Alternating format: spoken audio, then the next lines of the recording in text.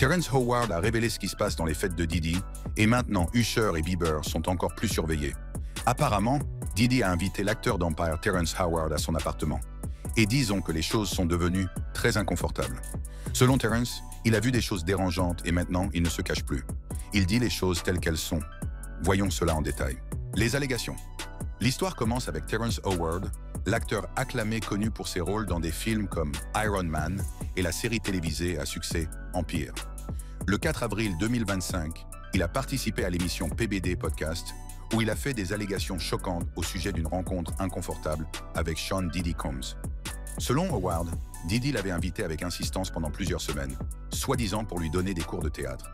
Howard a décrit comment, au cours de leur rencontre, Diddy s'est comporté de manière à le mettre mal à l'aise, se contentant de le fixer du regard sans discuter d'un quelconque sujet d'interprétation. Lorsqu'ils se sont revus sous prétexte que Howard jouait sa musique pour Diddy, le schéma s'est répété. La situation est devenue plus claire lorsque Howard a consulté son assistant au sujet de ces étranges interactions. Howard a raconté l'évaluation brutale de son assistant. Cette révélation a conduit Howard à couper immédiatement toute communication avec Diddy. Au cours de l'interview, Howard a souligné l'importance de ce qu'il appelle la protection de sa carte d'homme, exprimant sa position ferme sur le maintien de son sens de la masculinité et de l'intégrité. Il a déclaré qu'il ne s'inclinait pas de cette façon et a rompu tous les liens avec Diddy. Les allégations de Howard ne s'arrêtent pas à son expérience personnelle. Il a étendu ses critiques à ceux qui avaient assisté à ce qu'il appelle les fêtes de Diddy, suggérant que les participants à ces rassemblements avaient compromis leur intégrité. Howard est allé encore plus loin en faisant une déclaration plus générale sur ce qu'il perçoit comme une tendance à Hollywood. Ces déclarations d'Howard ont rapidement gagné du terrain en ligne, et de nombreux médias se sont fait l'écho de ces affirmations. Le moment choisi pour ces allégations est particulièrement significatif, puisqu'il intervient alors que les ennuis judiciaires de Diddy ne cessent de s'aggraver. Depuis avril 2025, Diddy fait l'objet de graves accusations fédérales, notamment de trafic sexuel et de racket, et son procès devrait débuter le 5 mai 2025. À la suite de l'interview de Terrence Howard, une rumeur a commencé à circuler sur Internet, affirmant qu'il existait une fuite dans laquelle Terrence Howard aurait surpris Diddy, Usher et Justin Bieber. Cette affirmation sensationnelle s'est rapidement répandue sur les réseaux sociaux, de nombreux internautes la considérant comme un fait avéré plutôt que comme une spéculation non vérifiée. Cependant, des recherches approfondies indiquent qu'un tel enregistrement n'existe pas. Les allégations initiales de Howard, formulées lors de son apparition dans le podcast du 4 avril 2025, ne mentionnaient jamais d'enregistrement ou de cassette impliquant Usher ou Justin Bieber. En fait, les allégations de Howard se limitaient strictement à ses interactions personnelles avec Diddy, sans aucune référence à l'une ou l'autre des stars de la musique. Malgré l'absence de preuves, la rumeur a pris de l'ampleur. Pour comprendre le contexte dans lequel les allégations de Howard et les rumeurs qui ont suivi ont émergé, il est important de reconnaître les graves problèmes juridiques auxquels Sean Diddy Combs est actuellement confronté. Depuis avril 2025, Diddy fait l'objet de 5 inculpations fédérales, association de malfaiteurs, 2 chefs d'accusation de trafic sexuel et 2 chefs d'accusation de transport en vue de se livrer à la prostitution. Ces accusations sont extrêmement graves, l'accusation de racket étant à elle seule passible d'une peine de prison à perpétuité. Les accusations de trafic sexuel pourraient entraîner une peine minimale de 15 ans d'emprisonnement si Diddy est reconnu coupable. Son procès devrait s'ouvrir le 5 mai 2025 au palais de justice Daniel Patrick Moynihan de New York et durer environ 8 à 10 semaines. La gravité de ces accusations a été soulignée par la décision du tribunal de refuser la libération sous caution de Diddy, estimant qu'il présentait un risque sérieux de fuite. Il est actuellement détenu au Metropolitan Detention Center de Brooklyn, à New York, dans l'attente de son procès. Les accusations portées contre Diddy découlent d'allégations selon lesquelles il aurait utilisé sa position de pouvoir pour contraindre des femmes à des actes sexuels sous prétexte de relations romantiques. Les procureurs affirment qu'il droguait souvent les femmes et les forçait à participer à ce que l'on appelait des freak-offs, des événements qui duraient parfois plusieurs jours et qui étaient parfois enregistrés sur vidéo. L'acte d'accusation reproche également à Diddy d'avoir commis des actes violents, notamment d'avoir suspendu une victime au balcon d'un appartement, de l'avoir enlevée et d'avoir provoqué un incendie criminel lorsque son autorité était menacée. Le 4 avril 2025, 2 nouveaux chefs d'accusation ont été ajoutés à l'affaire, concernant la victime 2, dont le comportement présumé s'est produit entre 2021 et 2024. Diddy a plaidé non coupable de ces accusations lors d'une audience le 14 avril 2025, soutenant que les relations étaient consensuelles. Au-delà de ces accusations criminelles, Didi doit également faire face à 63 poursuites civiles pour agression sexuelle, harcèlement et trafic sexuel. Les allégations remontant à 1991 et impliquant des victimes âgées d'à peine 10 ans. Ces nombreux défis juridiques constituent la toile de fond dans laquelle les allégations de Howard et les rumeurs qui s'en suivent doivent être comprises. Il existe également des liens documentés entre d'autres personnalités qui ont fait l'objet d'un nouvel examen à la lumière des problèmes juridiques de Didi, comme Justin Bieber et Usher. La relation d'Usher avec Didi remonte à l'époque où il n'avait que 13 ans et vivait avec Didi dans le cadre de ce qu'on appelait le Puffy Flower Camp. Dans une interview accordée en 2016 au Howard Stern Show, Usher s'est souvenu avoir vu des choses très curieuses pendant cette période et a décrit le mode de vie comme étant assez sauvage, indiquant une exposition à des fêtes et à des thèmes pour adultes. Cependant, il est important de noter qu'Usher n'a jamais accusé Didi d'attouchement ou d'abus. Ces commentaires suggèrent un mentorat complexe plutôt qu'un abus direct, bien qu'ils aient certainement fait froncer les sourcils rétrospectivement. Le lien entre Justin Bieber et Didi a également fait l'objet d'un examen plus approfondi à la suite des problèmes juridiques de ce dernier. Des vidéos de 2009 qui ont refait surface montrent Didi se vantant d'avoir la garde d'un jeune Bieber de 15 ans pendant 48 heures. Dans un clip, Didi déclare « Nous allons devenir complètement fous », ce qui a alarmé de nombreux téléspectateurs compte tenu des allégations actuelles de Didi. Dans une autre partie de la même vidéo, Didi promet à Bieber de lui donner accès à une voiture lorsqu'il aura 16 ans. La vidéo se poursuit avec d'autres promesses. En outre, Didi est vu en train de détourner les questions sur leurs activités. Ces vidéos qui ont refait surface ont suscité l'inquiétude du public et des spéculations sur la nature de la relation entre Didi et le jeune Bieber. Toutefois, il est essentiel de noter que Bieber lui-même n'a fait aucune déclaration publique concernant les abus de Didi. Des rapports d'initiés indiquent que Bieber est complètement dégoûté par les allégations de Didi et qu'il se concentre sur sa famille, prenant ses distances par rapport à la situation. En janvier 2025, Bieber a supprimé Usher sur Instagram, ce que certains ont interprété comme une prise de distance supplémentaire par rapport au cercle de Didi, étant donné les propres liens d'Usher avec Didi. Toutefois, cette action ne fournit à elle seule aucune preuve concrète concernant des incidents présumés impliquant ces personnages. Séparer les faits de la fiction. Les allégations concernant Didi, l'interview de Howard et les vidéos de Bieber qui ont refait surface ont donné naissance à de nombreuses théories du complot en ligne. Ces théories vont des affirmations sur l'implication de célébrités aux documents contestés en passant par la désinformation virale.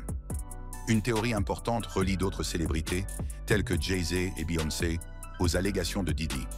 Une plainte déposée en 2024 accusait Jay-Z d'avoir été impliqué dans un viol commis en 2000 avec Didi, mais elle a été rejetée par l'accusatrice en février 2025. Malgré ce rejet, les spéculations sur les médias sociaux ont persisté, y compris les affirmations de personnalités telles que Jaguar Wright et Sloan Bella, médiums sur YouTube, qui ont ajouté des couches sensationnelles à ces récits. Une autre théorie tourne autour d'un prétendu mémoire de l'ex-partenaire de Didi, Kim Porter. À la suite de l'arrestation de Didi, un livre prétendument écrit par Porter s'est retrouvé sur la liste des best-sellers d'Amazon. Cependant, les enfants de Porter et de Combs l'ont dénoncé comme illégitime, déclarant qu'il n'était pas autorisé.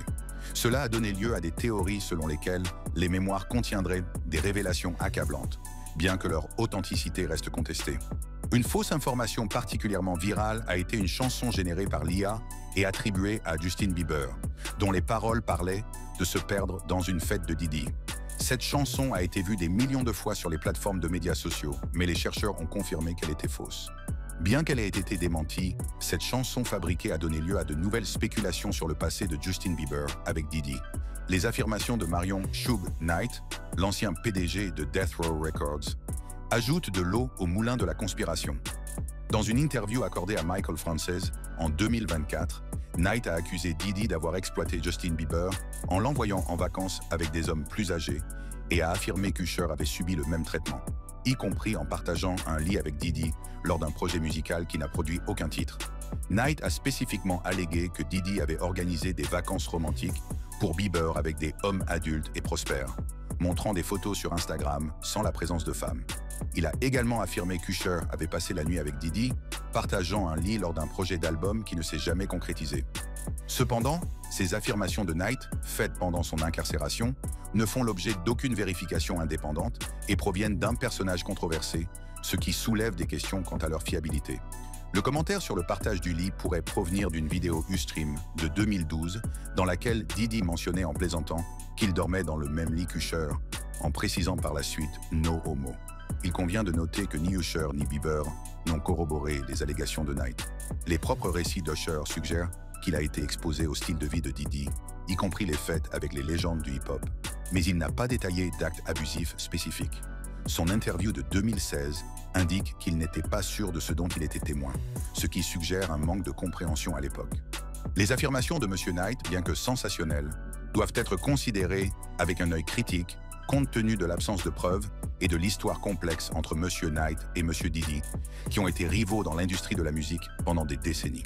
Bien que Usher n'ait pas directement abordé les récentes controverses autour de Diddy, ses commentaires passés sur sa vie avec Diddy lorsqu'il était adolescent ont fait l'objet d'une attention renouvelée. Lors d'une interview en 2016 au Howard Stern Show, Usher a parlé de son expérience de vie avec Diddy à l'âge de 13 ans, dans le cadre de ce qu'on appelait le Puffy Flavor Camp. Au cours de cette interview, Usher a décrit l'environnement comme étant assez sauvage et a mentionné avoir vu des choses très curieuses. Il a expliqué qu'il avait eu l'occasion de voir certaines choses qu'il ne pouvait pas entièrement révéler, mais il a qualifié la situation de folle. Lorsqu'on lui a demandé s'il s'agissait d'une situation sexuelle folle, Usher a répondu qu'il s'agissait d'une période de la vie de Diddy où il était célibataire et organisait des fêtes. Et Usher a été témoin de ce qu'il a appelé des événements curieux. Usher a également indiqué que le fait de vivre avec Diddy faisait partie de sa préparation à l'industrie musicale, l'exposant aux séances d'enregistrement et au mode de vie d'un magnate de la musique. Il a précisé que sa mère était au courant de cet arrangement et qu'elle l'avait accepté dans le cadre du développement de sa carrière. La situation dans son ensemble. Lorsque les fédéraux ont perquisitionné le manoir de Diddy, ils ont soi-disant trouvé 1 millier de bouteilles d'huile pour bébé. Oui, 1000. Naturellement, Internet a perdu la tête. Je veux dire, pourquoi quelqu'un pourrait-il avoir besoin d'une telle quantité d'huile pour bébé? Son avocat, Marc Agnifilo, a tenté de minimiser l'affaire. Il a dit en substance « Écoutez, les riches achètent en gros. Il y a un Costco en bas de la rue. » Il a même plaisanté sur le fait que les Américains sortent toujours de chez Costco avec des achats faramineux. Mais les gens n'y croyaient pas, d'autant plus qu'il ne s'agissait pas d'une simple huile pour bébé trouvée au hasard d'un placard, mais d'un raid fédéral lié à une enquête sérieuse. TikTok a alors fait ce que TikTok fait de mieux. Il s'est mis à échafauder des théories. L'une d'entre elles, Hiroshina XO, s'est enflammée en affirmant que l'huile pour bébé était peut-être une couverture pour quelque chose de plus sombre, comme le GHB, la drogue du viol. Sa vidéo n'existe plus, mais elle a rapidement pris de l'ampleur. Les gens ont commencé à se poser des questions. L'huile pour bébé était-elle mélangée? Ou peut-être utilisée pour cacher ou livrer quelque chose lors des fêtes tristement célèbres de Diddy? Et voici ce qu'il en est. Lors de la perquisition, ils ont trouvé des substances comme de l'ecstasy, de la kétamine et du GHB. Cette théorie tombe donc à point nommé. S'agit-il simplement d'un surplus de crème hydratante? Ou y a-t-il quelque chose de bien plus sinistre? Honnêtement, il est difficile de ne pas se poser la question. L'industrie du divertissement est depuis longtemps en proie à des récits de personnes puissantes qui utilisent leur influence pour se livrer à des comportements d'exploitation. Du mouvement genre MeToo aux révélations sur des personnalités comme Harvey Weinstein et Jeffrey Epstein, ces dernières années ont été marquées par un examen plus approfondi des déséquilibres de pouvoir et de leur potentiel d'abus. Vous vous souvenez qu'Epstein a été placé sous surveillance anti-suicide en attendant son procès pour trafic sexuel, n'est-ce pas? Et puis boum, il est retrouvé mort dans sa cellule. Les caméras ne fonctionnaient pas, un gardien était en service pendant une longue période, et d'une manière ou d'une autre, le type s'est retrouvé seul, avec suffisamment de draps pour se pendre. C'était le coup monté le plus bizarre que l'on puisse imaginer. L'affaire est toujours officiellement considérée comme un suicide, mais soyons réalistes, personne n'y croit. Aujourd'hui, la situation de Diddy se répète et les gens commencent à avoir un sentiment de déjà-vu. Surtout quand on sait à quel point il est lié à, vous l'avez deviné, Donald Trump. De vieilles photos de Diddy et Trump font à nouveau le tour de la toile. Des événements chics, des tapis rouges, des sourires. Et cela fait sourciller parce que, Trump a aussi fréquenté Jeffrey Epstein. Naturellement, l'Internet s'interroge. Pourquoi Trump apparaît-il toujours aux côtés d'hommes accusés des pires choses imaginables? Est-ce une coïncidence? Ou y a-t-il un motif plus important caché à la vue de tous? Les gens commencent vraiment à faire le lien, et cela devient bizarre, surtout si l'on se tourne vers l'industrie musicale. Dans l'industrie musicale en particulier, le modèle du mentorat a toujours été considéré comme une voie vers le succès. Les jeunes talents sont souvent placés sous la tutelle de stars ou de dirigeants établis, comme ce fut le cas pour Usher, qui vivait avec Diddy à l'âge de 13 ans, et les interactions ultérieures de Diddy avec l'adolescent Bieber. Si non de ces relations sont légitimes et bénéfiques, la différence de pouvoir inhérente à ces arrangements peut créer des opportunités d'exploitation. Les commentaires de Terrence Howard sur les fêtes de Diddy et sur ce qui se passe à Hollywood de manière plus générale touchent à cette dynamique du pouvoir. Il a suggéré que des individus pouvaient compromettre leur intégrité ou leurs principes pour faire avancer leur carrière ou se faire accepter dans certains cercles. Cette observation résonne avec des critiques plus générales sur la façon dont le succès dans le monde du spectacle peut parfois avoir un coût personnel. Les allégations contre Diddy, si elles sont prouvées, représenteraient une manifestation extrême de l'abus de pouvoir dans l'industrie. Les procureurs affirment qu'il a utilisé sa position pour contraindre des femmes à des actes sexuels, souvent sous le prétexte de relations romantiques ou d'opportunités de carrière. Les nombreux procès civils intentés contre lui affirment également qu'il a tiré parti de son statut et de son influence de manière préjudiciable. Pour les jeunes stars comme Bieber qui sont entrées dans l'industrie alors qu'elles étaient enfants ou adolescentes, la dynamique du pouvoir peut être particulièrement problématique. La grande question que tout le monde se pose, ces stars étaient-elles au courant des freak-offs de Diddy? Il s'agit de ces after-parties super privées qui se déroulaient soi-disant après ces événements publics les plus importants. La rumeur veut que les choses soient devenues assez folles derrière les portes closes. Pensez à l'usage intensif de drogue et à de sérieuses allégations d'inconduite sexuelle. De nombreuses célébrités affirment qu'elles n'ont pas participé à ces soirées, mais honnêtement, Internet reste très sceptique. Ashton Kutcher, par exemple. Il a qualifié son expérience aux soirées de Diddy de bizarre, mais il n'a pas voulu donner de détails. Dans une interview de 2019, il a laissé entendre qu'il y avait des choses dont il ne pouvait pas parler, ce qui a poussé les gens à se poser encore plus de questions sur ce qui s'est réellement passé là-bas. Ensuite, il y a Khloé Kardashian. Elle a mentionné une fête dans Keeping Up with the Kardashians, où la moitié des gens étaient nus et a plaisanté à ce sujet, mais maintenant ce commentaire est regardé beaucoup plus différemment. Et n'oubliez pas Leonardo DiCaprio. Il a également participé aux infâmes fêtes blanches de Diddy, et bien que son entourage affirme qu'il n'a pas été impliqué dans les affaires les plus louches, le fait qu'il ait été présent à ces événements de haut niveau a fait parler les gens. Même si Léo a gardé son image assez propre au fil des ans, les gens se penchent maintenant plus que jamais sur ses liens avec Diddy. En réalité, ces problèmes vont au-delà des cas individuels et soulèvent des questions sur les problèmes systémiques du fonctionnement de l'industrie du divertissement. La concentration du pouvoir entre les mains de quelques dirigeants, producteurs et stars établis crée des vulnérabilités structurelles qui peuvent permettre l'exploitation si elles ne sont pas contrôlées. Par exemple, regardez ce qui s'est passé entre Diddy et Cassie. Cassie a intenté un procès contre lui et les choses qu'elle a alléguées. C'est honnêtement dérangeant. Pas seulement une relation toxique, mais un contrôle total. Elle a dit que Diddy contrôlait tous les aspects de sa vie, ce qu'elle portait, où elle vivait, même sa voiture. Ce n'est pas un petit ami, c'est un marionnettiste. Et ce n'est pas tout. Elle dit qu'il a abusé d'elle physiquement et qu'il l'a forcée à avoir des relations sexuelles avec des travailleurs du sexe pendant qu'il la regardait et la filmait. Comme chaque semaine, dans des chambres d'hôtel. Elle se droguait la plupart du temps pour tenir le coup. C'est terrifiant. Elle l'a également accusé de viol, sans détour. Elle a dit que c'était arrivé pendant une de ses nuits abusives, alimentée par la drogue. Et oui, elle a donné des détails, ce n'était pas vague. Oh, et vous vous souvenez quand elle est sortie brièvement avec Kid Cudi? Selon elle, Diddy a pété les plombs. Il aurait essayé de faire exploser la voiture de Cudi. Quoi? Ce n'est pas seulement de la jalousie, c'est un comportement digne d'un film de méchant. Bien sûr, Diddy a tout nié. Il a dit que ce n'était que des mensonges, qu'il essayait de ruiner son nom. Mais ensuite, il a réglé la question. Immédiatement, tranquillement. Pas de procès, pas de tribunal, juste pouf. L'affaire est close. Et je suis désolé, mais quand les gens règlent leur compte aussi rapidement, ça fait sourciller. Puis 2 autres femmes se sont manifestées pour des faits encore plus graves. Viol, trafic d'êtres humains, pornographie de vengeance. La situation n'est pas brillante. L'affaire Cassie a en quelque sorte tout fait éclater. Il ne s'agit plus seulement d'elle et de Diddy. Il s'agit de savoir à quel point les abus sont dissimulés dans l'industrie. Comment les gens au pouvoir s'en sortent parce qu'ils ont de l'argent et des avocats pour faire taire tout le monde. Honnêtement, je pense que le fait que Cassie se soit exprimée a donné à d'autres femmes le courage de faire de même. Et cela aurait dû être fait depuis longtemps. Tout cela est sombre et triste, mais c'est peut-être aussi le début de quelque chose d'important, comme un vrai changement. Même avant que toutes ces allégations d'abus sexuels ne soient révélées, la vie de Diddy était déjà bien embrouillée, des problèmes juridiques et un comportement louche remontant aux années 90. Et le plus fou, la plupart de ces procès portent sur les mêmes thèmes troublants: coercition, drogue, abus et manipulation. Plusieurs femmes ont déclaré que Diddy les avait droguées, les avait laissées hébétées, puis les avait forcées à faire des choses auxquelles elles n'avaient jamais consenti. C'est un véritable film d'horreur, se réveiller dans des endroits étranges, sans savoir ce qui s'est passé. Le traumatisme qui en découle? absolument dévastateur. Et sachez qu'il existe même un documentaire, Murder Rap, qui établit un lien entre Diddy et le meurtre de Tupac.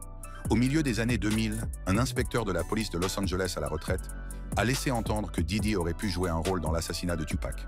Cela ressemble à une théorie du complot, jusqu'à ce que l'on se rende compte de la quantité de preuves réelles qui existent, en particulier en ce qui concerne le conflit entre la côte Est et la côte Ouest à l'époque.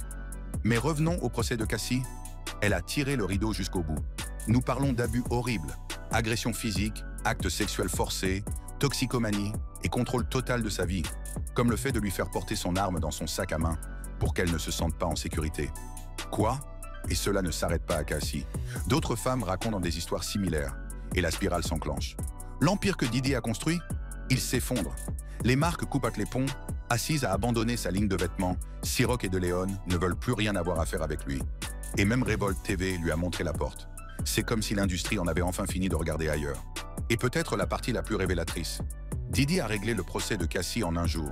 Il n'a même pas essayé de se battre. Son avocat dit que cela ne veut pas dire qu'il est un coupable, mais...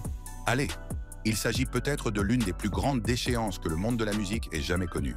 Au fur et à mesure que le procès de Diddy avance et que de nouvelles informations sont susceptibles d'être révélées, nous continuerons à suivre l'évolution de la situation et à fournir des mises à jour sur la base d'informations crédibles. En attendant, cette affaire nous rappelle avec force l'impact de la dynamique du pouvoir dans l'industrie du divertissement et l'importance de créer des environnements dans lesquels les comportements répréhensibles ne peuvent pas se développer dans l'ombre.